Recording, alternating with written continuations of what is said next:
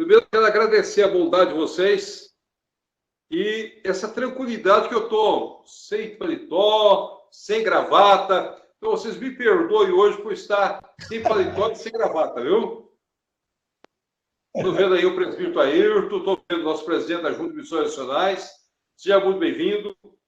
Pedro Mariano, dona Ana Maria, outros pastores, colegas, que Deus seja abençoando e sustentando a obra do Senhor. Já que nosso treinamento é para o diaconato, é bom nós lembrarmos que a origem do ministério do diaconato. E a partir daqui é que nós vamos dar algumas sugestões, algumas questões básicas para esse ministério. Quando foi levantado a questão sobre o diaconato da igreja, nós não tínhamos essa questão no Velho Testamento. Nós não tivemos nenhum desses ministérios do Velho Testamento. Então, o diaconato é propriamente o ministério do Novo Testamento. Mesmo que nós tivéssemos dificuldades na família hebraica, na família judaica do Velho Testamento, todo o trabalho da igreja era cuidado pelos levitas. Eu muitas vezes tenho me sentado e tenho observado que às vezes a gente usa a palavra levita, mas levita é uma tribo escolhida por Deus para cuidar de todo o serviço da igreja, todo o serviço que envolvia o templo, todo o serviço que envolvia a área religiosa do povo. Por isso que os descendentes de Levi é que nós temos sacerdotes que levavam a arca, falavam do culto, cantavam, louvavam. E a gente usa a palavra levita só para falar de louvor, de adoração. Mas não é esse o sentido, somente esse sentido. Nós temos que lembrar que no Velho Testamento, todo o serviço no templo, no santuário, e mesmo a assistência às pessoas, era exercido pelo povo, pelos levitas. E havia algumas normas bíblicas que eram colocadas, e essas normas também favoreciam aqueles que passavam por necessidades, como deixar parte da lavoura, não colher tudo, como, por exemplo, também o não cobrar juro da família. Havia uma série de questões, uma série de regras no Velho Testamento que cooperavam com as famílias judaicas para o desenvolvimento dessa visão social. Quando inicia a igreja, nós temos o primeiro confronto. Logo no início da igreja, nós temos o primeiro confronto, foi quando o texto de Atos, capítulo 6, esclarece para nós a origem desse ministério, desse trabalho, desse oficialato que nós chamamos de diaconato. E o texto de Atos, capítulo 6, naqueles dias, crescendo o número de discípulos, os judeus de fala grega, entre eles, queixavam-se dos judeus de fala hebraica, porque suas viúvas estavam sendo esquecidas na distribuição diária de alimento. Então, a questão levantada foi a assistência a essas queridas irmãs. Essas viúvas, muitas vezes é bom compreender o contexto da igreja. A igreja nasceu no contexto de perseguição, de batalhas, de lutas. A igreja nasceu no contexto em que havia pessoas que necessitavam. E a mulher viúva, normalmente, é aquela que sofria mais de uma forma social naqueles dias. E elas tiveram necessidade de serem cuidadas. E se nós olharmos o texto, nós vamos descobrir que a igreja daqueles dias, elas vendiam suas propriedades, distribuíam entre as pessoas, isto é, havia uma visão do cuidado para com as pessoas, o cuidado pastoral, o cuidado diário, o cuidado de assistência àqueles que mais necessitavam. E é dentro desse contexto que nasce o diaconato. Então, o diaconato nasceu de um contexto, de um questionamento, de uma necessidade real de cuidar daquelas queridas e amadas irmãs que tinham necessidade. Então, a origem do diaconato era a origem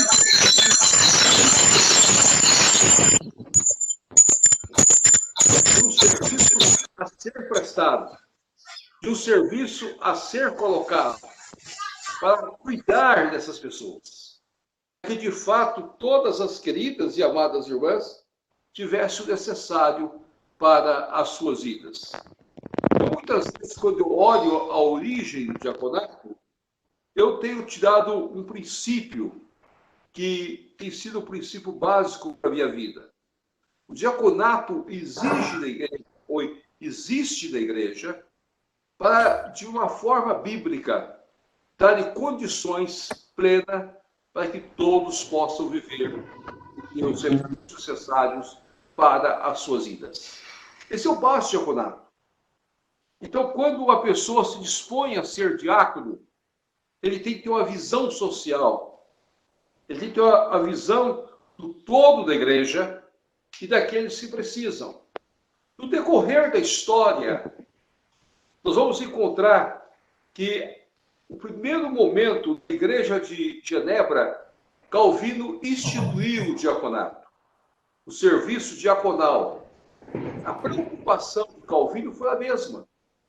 Naqueles dias de Genebra, havia muitas pessoas que estavam indo para Genebra, passavam por necessidades, precisavam ser assistidas, precisavam ser cuidadas, e a igreja precisava ter uma visão ampla para essas pessoas.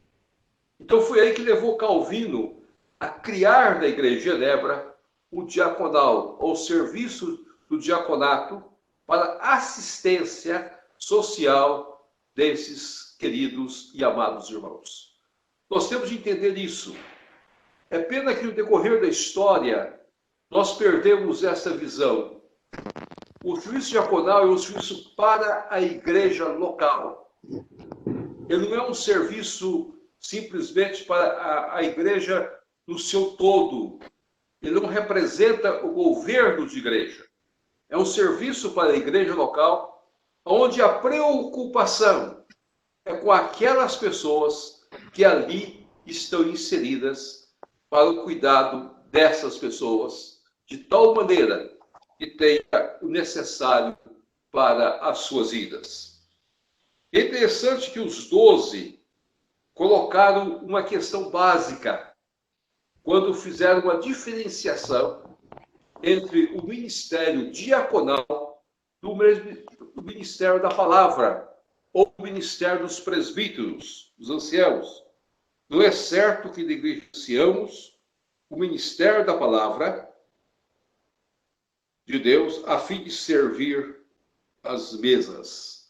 Então nós temos que separar as duas coisas. Então a igreja, a partir de Atos capítulo 6, ela entende que nós temos o ministério diaconal e nós temos o ministério da palavra, que envolve todos os presbíteros, todo o governo da igreja. O pastor da igreja está no ministério da palavra.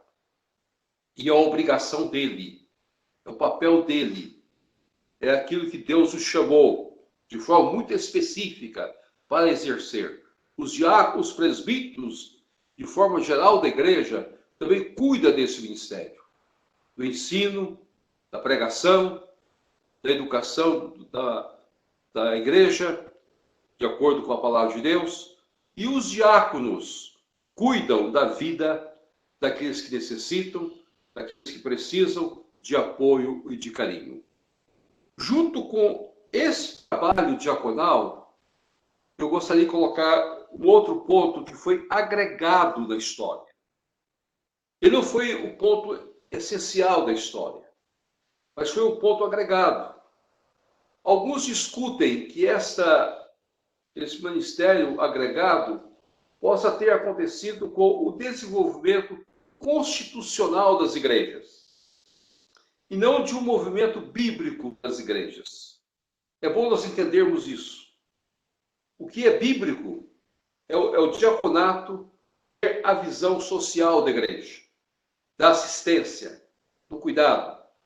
Agora, a despeito disso, com o desenvolvimento das constituições da igreja, nós colocamos sob os diáconos alguns ministérios específicos, como, por exemplo, zelar da casa do Senhor.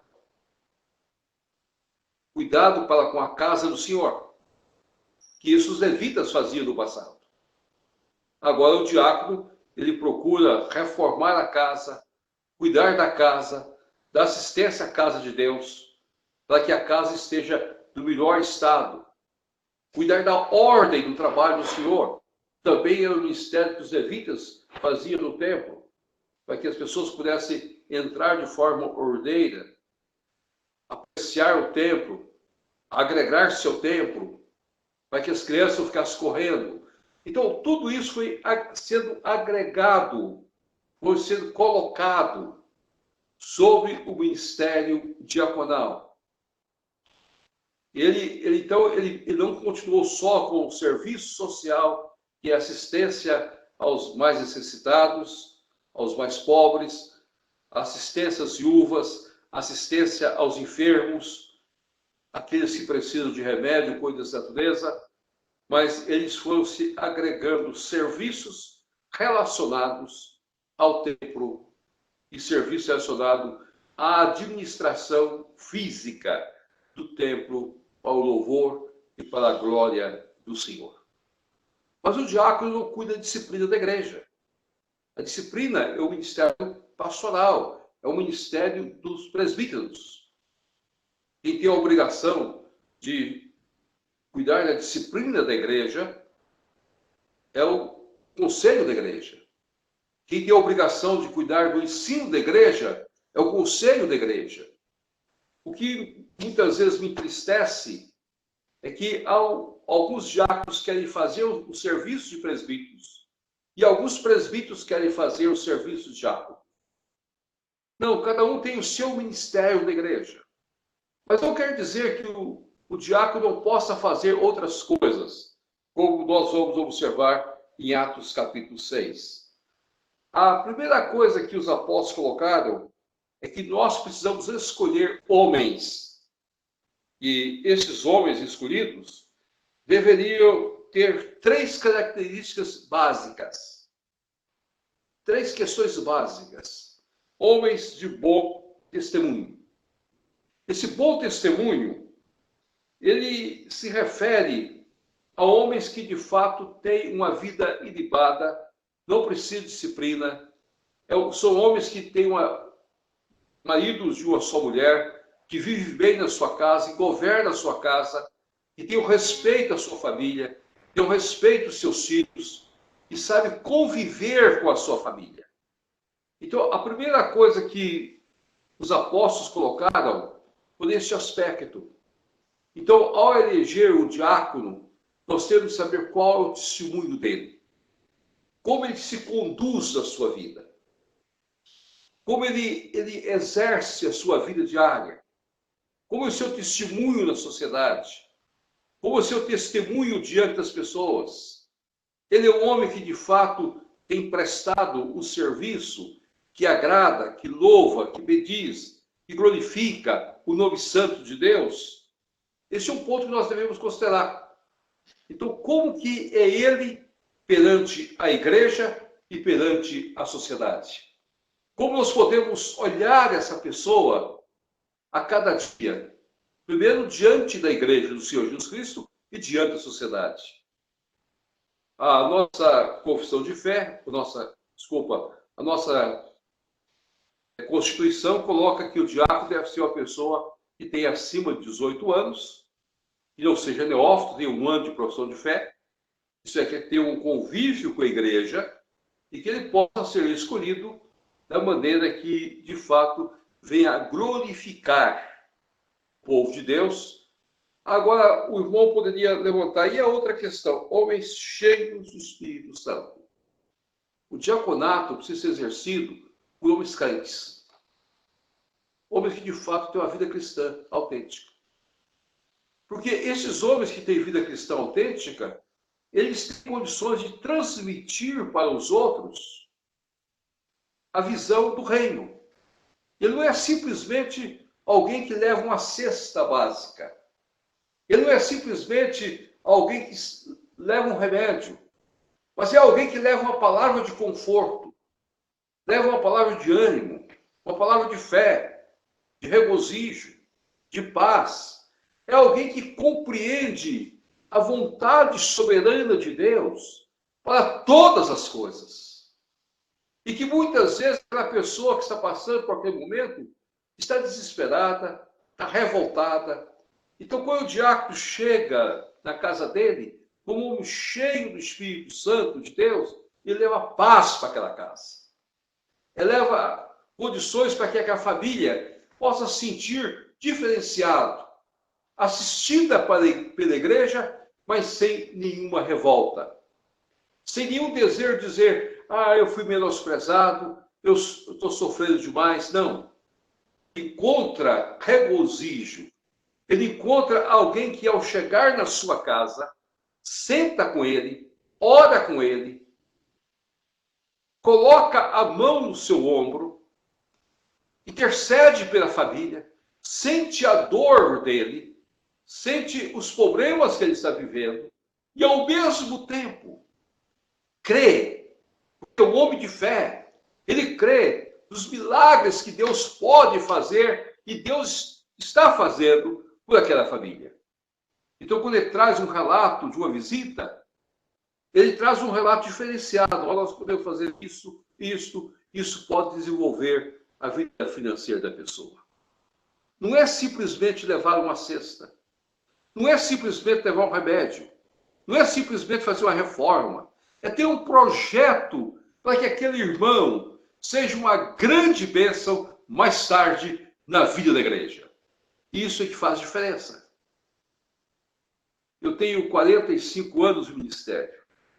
E muitas vezes eu tenho dito aos meus diáconos, porque a minha junta diaconal, ela tem de ser a junta que vai promover socialmente as pessoas. E nós precisamos não simplesmente cuidar daqueles que precisam, mas nós precisamos dar condições para que o ano que vem ele não precise mais. Daqui a 2 anos ele não precisa mais. Para que os filhos dele encontrem condições melhores. E é isso que faz de nós sermos alguém que tem um ministério diferenciado. Ouvindo quando estabeleceu o diaconato, ou o ministério diaconal, ele não estava pensando só na assistência social. Ele estava pensando na promoção social, que é muito mais profundo, que é muito maior. É uma visão mais ampla do reino. Pessoas que ajudam pessoas, para que mais tarde as pessoas ajudadas possam ajudar outros para a glória de Deus. E é isso que faz diferença. É isso que muda o sentido. Só homens cheios do Espírito Santo podem ter condições para fazer isso. E a terceira coisa que foi colocado, que o diácono deveria ser um homem de sabedoria. Esse homem sábio, homem que sabe conversar, homem que sabe colocar o conhecimento em prática, homem que sabe sentir, ouvir, entender, chorar, caminhar, abraçar, levantar as pessoas. Nós muitas vezes temos deixado de lado esse grande ministério diaconal da nossa igreja. Por isso que os irmãos vão encontrar que na primeira junta diaconal nós tivemos o Felipe, nós tivemos o Estevão, e mesmo sendo escolhidos como diáconos, foram grandes evangelistas, grandes pregadores. Eram homens cheios do Espírito Santo. Eram homens que, de fato, não só associavam todas essas qualidades para o serviço, mas eram homens que tinham uma visão ampla da sabedoria dada pelo Senhor para cuidar desse ministério. Meus queridos, será que nós temos olhado isso nos nossos dias de hoje? Será que a nossa junta diaconal está cuidando, abrangendo mais ministérios de acordo com a vontade do Senhor? E nós precisamos compreender isso, dia após dia. A igreja precisa, hoje, desenvolver o seu ministério dentro dessa visão. Não é olhar alguém que vai ficar na porta da igreja. Ele é os boas-vindas da igreja. Ele tem que ter alegria. Eu sempre brinco que o diácono precisa ter a sabedoria de ser o primeiro a chegar na igreja. Se possível, chegar pelo menos 30, 40 minutos mais cedo. E aquele que organiza todas as coisas. Foi agregado ao ministério diaconal tantas questões. O diácono precisa chegar um pouco mais cedo, bem cedo, para deixar tudo em ordem no templo. Receber com alegria as pessoas. Colocar com alegria os lugares. E lembrar que esse ministério é uma das coisas mais sublimes que Deus tem dado a cada um de nós. Eu tenho um irmão muito querido que ele exerceu o diaconato por 25 anos. Depois de 25 anos de diaconato, um exemplo de diácono, a igreja o elegeu presbítero. E ele disse para a igreja, 2 anos depois, tinha eleição novamente para presbíteros e para diáconos 2 anos depois. Ele levantou na igreja e disse, meus queridos, eu não quero ser presbítero. Eu tenho um chamado exclusivo de Deus para ser diácono. E já há 35 anos, e já está mais 10 anos no diaconato. É uma bênção de Deus. Tem feito um trabalho maravilhoso. Conquistou as crianças da igreja, que hoje são moços da igreja. E esses moços respeitam. Têm alegria de estar com ele. Homem sábio, inteligente, capaz, muito simples nas suas colocações, mas de uma visão diferenciada do reino de Deus. Eu não sei se os irmãos estão ouvindo, estão vendo, a Maria diz que sim. Eu louvo a Deus por isso. Então, ser diácono é um chamado de Deus, é uma vocação de Deus. Não há diferenciação. Um tem um ministério específico, o outro tem um ministério específico. Não há graus de comparação. É interessante que, após a ordenação dessa junta diaconal, o verso 7 é um dos versos mais claros das Escrituras Sagradas. E é fácil a gente guardar. Verso 6, capítulo 6, verso 7. Assim a palavra de Deus se espalhava. Crescia rapidamente o número de discípulos em Jerusalém. Também um grande número de sacerdotes obedeciam à fé. Isto é, a igreja foi se expandindo, foi se crescendo. Porque a junta diaconal é trouxe harmonia. Eu gostaria de colocar esse ponto aqui. A igreja crescia. Isto é, havia paz na igreja. Eu acho que aí foi a grande sabedoria de Calvino. Quando Calvino viu o número de pessoas que estavam em Genebra, sentiu que havia a necessidade de cuidar dessas pessoas. Calvino cria a junta diaconal, desenvolve esse ministério. Nesta hora, a igreja tem harmonia. E havendo harmonia, havendo paz na igreja, ela cresce. Ela cresce pela glória de Deus. Então, o ministério diaconal é um ministério para trazer paz. De tal maneira que as pessoas possam olhar e descobrir o cuidado que a igreja tem com as outras pessoas.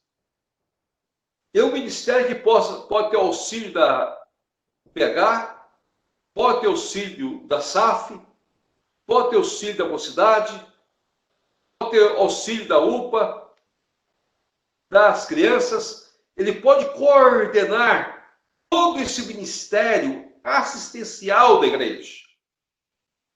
É para isso que ele existe. E foi para essa função que Deus o estabeleceu. Para a glória, para a honra e para o louvor do Senhor. Dentro desta visão ampla, dentro dessa cidade ampla, de dar aos irmãos condições de cada um ter o necessário para a sua vida. Não é simplesmente levar uma cesta, mas é a promoção social.